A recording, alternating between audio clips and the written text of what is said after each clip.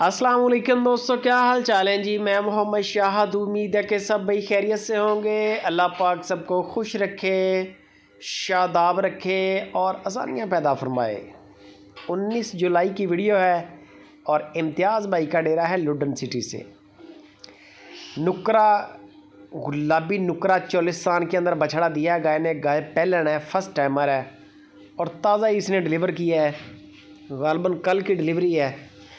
गाय आपके सामने और बछड़ा भी आपके सामने चोलिस्तानी है और नोज़ इसकी गुलाबी है। आपको चेक करवाते हैं दोबारा।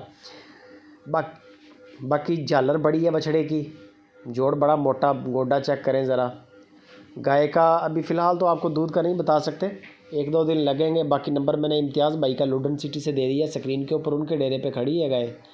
अगर आपको पसंद आए तो आप उनको कॉल करके इसके दूध की भी मालूमात कर लें, क्योंकि आज सुबह की उन्होंने चवाई की है तो वो आपको बता देंगे कि कितना बोला निकला है। फर्स्ट टाइमर है, फर्स्ट टाइमर और हवाना माशाल्लाह बड़ा निकाला है गाय ने। कद काट की भी बड़ी है, वज़न की पूरी है गाय।